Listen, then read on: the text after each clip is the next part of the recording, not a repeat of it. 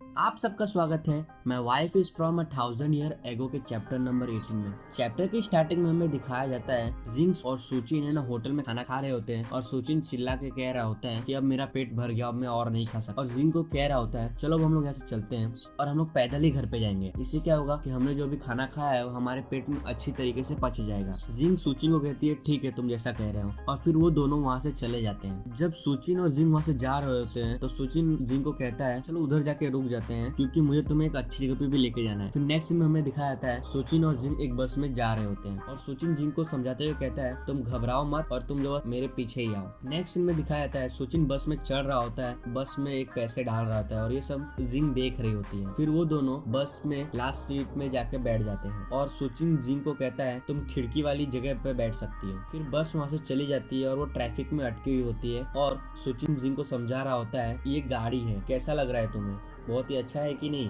जिंग ये सब देख के बहुत ही ज्यादा खुश होती है और सोची और तुम बहुत ही ज्यादा खुश होगी ये सब चीज देखने के बाद, लेकिन तुम तो बहुत नॉर्मल बिहेव कर रही हो। जिंग सुचिन को कहती है मैं पहले भी घोड़े गाड़ी में बैठी हुई हूँ इसलिए मुझे कुछ ज्यादा अजीब नहीं लग रहा इसमें। फिर बस के अंदर आवाज आती है लैंड ब्रिज बस स्टेशन आ गया, जिसको भी यहाँ उतरना है आराम से उतरे। नेक्स्ट सीन में दिखाया जाता है सुचिन और जिंग एक जगह पे पहुंच जाते हैं जहाँ पर बहुत सारे लाइट होती है और बहुत सारे लोग होते हैं। फिर सुचिन जिंग को कहता है मुझे ऐसा लगता है कि तुम्हारे समय में जब रात होती थी तब पूरी जगह अंधेरा हो जाता था, लेकिन यहाँ पे देखो यहाँ पे चारों तरफ लाइट ही लाइट, और तुम्हारे और हमारे समय में कितना डिफरेंस है तुम्हें अब मालूम चल रहा है कि नहीं। तुम रात को भी बहुत सारी अच्छी चीजें देख सकते। ये सब देख के जिंग बहुत ही ज्यादा खुश हो गई होती है और कह रही होती है क्या ये डिफरेंट है तुम्हारे और मेरे समय में 1000 साल के गैप के बीच। तभी सुचिन जिंग को कहता है मुझे मालूम है कि तुमने बहुत सारे किताबें पढ़े हैं इतिहास के बारे में और मुझे ऐसा लगता है कि तुम्हें मालूम है कि इसका जवाब क्या हो सकता है। सुचिन जिंग को कहता है इन 1200 सालों में ये दुनिया कितनी तरक्की की हुई है तुम्हें अब मालूम चल रहा है ना। नेक्स्ट सीन में सुचिन की नजर जिंग पे पड़ती है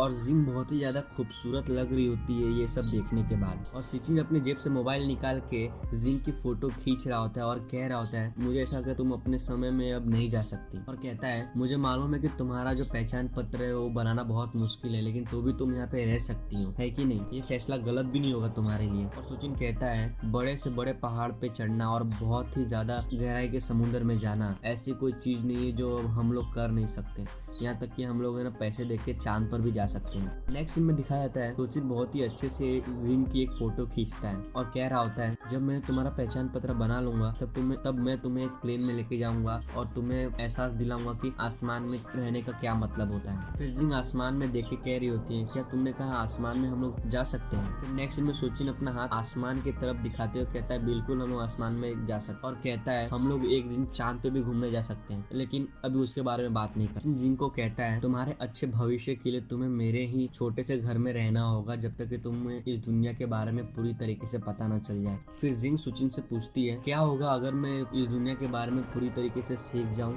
फिर सुचिन कहता है उसके बाद तुम अपनी जिंदगी आराम से जी सकोगी। फिर उसके बाद तुम अपनी जिंदगी को किस तरीके से जीना चाहती हो तुम खुद चुनोगी और तुम्हें एक दिन मालूम चलेगा तुम अपनी जिंदगी में क्या करना चाहती हो, और तुम यहाँ रह सकती हो इस दुनिया के बारे में और सीखने के लिए। इस दुनिया को आराम से जियो, मजे करो क्योंकि ये 1200 साल के बाद की दुनिया है। फिर सुचिन कहता है लगता है टाइम हो गया है। ये सुनने के बाद जिंग कहती है क्या टाइम।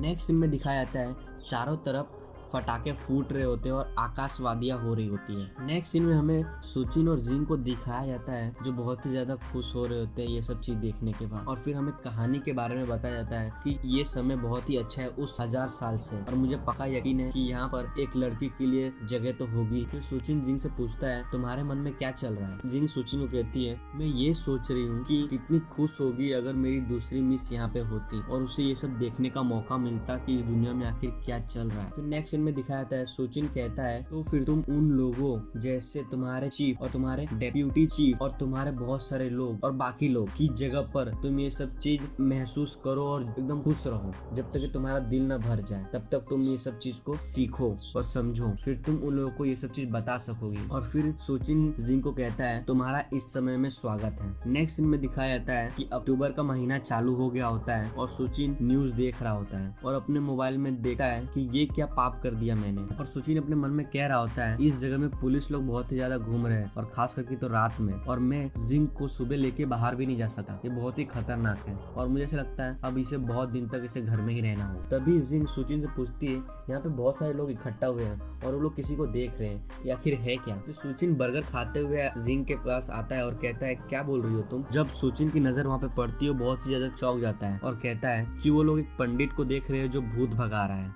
यहाँ पर हमारा चैप्टर 18 यहाँ पे खत्म होता है।